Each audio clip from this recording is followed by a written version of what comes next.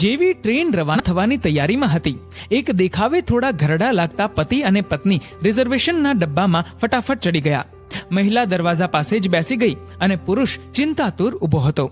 ચિંતા એ વાતની હતી કે એની પાસે જનરલ ટિકિટ હતી અને આ ડબ્બો રિઝર્વેશનનો.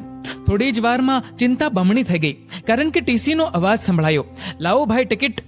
ટીસીની સામે પોતાની જનરલ ટિકિટ બતાવીને બે હાથ જોડીને પેલો માણસ ઊભો રહી ગયો. ટીસીએ કહ્યું, આ જનરલ ટિકિટ છે ભાઈ, આગલા સ્ટેશને જનરલ ડબ્બામાં ચાલે જજો, નહીતર 800 રૂપિયાની રસીદ ફાટશે.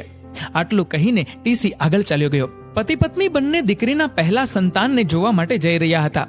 શેઠે ઘણી વિનંતી બાદ 2 દિવસની રજા આપેલી અને 700 રૂપિયા એડવાન્સ આપેલા. પોતાની પત્ની અને સાથે રહેલી લોખંડની મોટી પેટડી લઈને જનરલ ડબ્બામાં ઘૂસવાની ઘણી કોશિશ કરી, પરંતુ ઘૂસી ના શક્યા અને છેલ્લે લાચાર બનીને સ્લીપર કોચમાં ઘૂસવું પડ્યું. 2 હાથ જોડીને લાચાર અવાજે પતિએ કહ્યું, સાહેબ, પત્ની અને સામાન સાથે જનરલ ડબ્બામાં અમે ઘૂસી ના શક્યા. મહેરબાની કરીને અમને અહીંયા રહેવા દો ને, અમે અહીંયા ખૂણામાં જ બેસી રહીશું, અને આમ પણ આ ડબ્બો તો આખો ખાલી જેવો જ છે ને. એમ કહેતા કહેતા લાચારીમાં જ 100 રૂપિયાની નોટ ટીસી તરફ કરી. ટીસીએ કહ્યું, 100 રૂપિયામાં કંઈ ના થાય, 800 તો આપવા જ પડશે, નહીતર ઉતરી જાઓ. સાહેબ, 800 રૂપિયા તો દીકરીના ડિલિવરીનો ખર્ચ પણ નહોતો થયો. દીકરીના ખબર અંતર પૂછવા જઈએ છીએ, ખૂબ જ ગરીબ છીએ, જવા દો ને સાહેબ. આ વખતે લાચાર અવાજે પત્નીએ કહ્યું, એક કામ કરો, 400 રૂપિયા આપી દો, એકની રસીદ ફાડી દઉં છું, બંને બેઠા રહેજો એક સીટ પર. સાહેબ, આ લો 200 રૂપિયા, રસીદ રહેવા દો ને. 200 રૂપિયાની નોટ લંબાવતા પતિએ કહ્યું, નહીં, રસીદ તો બનાવી જ પડશે, ઉપરથી ઓર્ડર છે, ચલો ફટાફટ 400 રૂપિયા આપો, નહીં તો ઉતરીને જનરલમાં ચાલ્યા જાઓ. આ વખતે ટીસી થોડા ગુસ્સેથી બોલ્યો.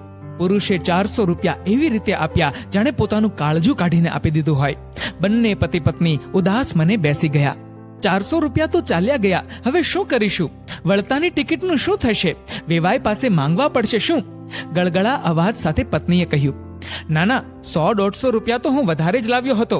દીકરીના ઘરે ચાલીને જતા રહીશું, રિક્ષાના પૈસા બચશે, સાંજે ચા બિસ્કિટ ખાઈ લેશું, બીજા 200 રૂપિયા બચશે. અને હા, આવતી વખતે લોકલ ટ્રેનમાં આવી જશું. એક દિવસ મોડું થશે, શેઠ ગુસ્સો પણ કરશે, પણ દીકરી માટે આટલું સહન કરી લઈશ. ભીની આંખ સાથે પતિએ પોતાની વાત પૂરી કરી. પત્નીએ કહ્યું, પણ તો પણ 300 રૂપિયા જ થયા. પતિએ કહ્યું, એક કામ કરીશું, મુન્નાને આપણે બંને 100 રૂપિયા આપવાના હતા ને, એના બદલે આપણે બંને મળીને 100 રૂપિયા આપીશું.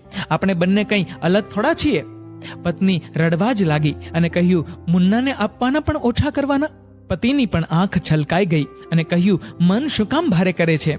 દીકરી જ્યારે મુન્નાને લઈને ઘરે આવે ત્યારે 200 રૂપિયા વધારે આપી દેશું.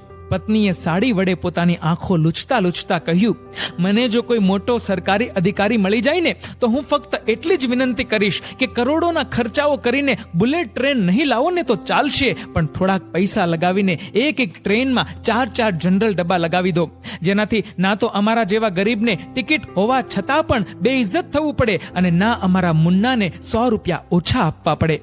પતિએ કહ્યું, અરે ગાંડી, આપણે ગરીબ માણસ છીએ, આપણને વોટ દેવાનો તો અધિકાર છે, પણ સલાહ દેવાનો નહીં. તું રડ નહીં. મિત્રો, આજના સમયની આ એક સાચી વાત છે કે મોટા માણસોની નાની નાની વાતો મોટી ખબર બની જાય છે, જ્યારે નાના માણસોની મોટી વાત નાની બનીને છુપાઈ જાય છે.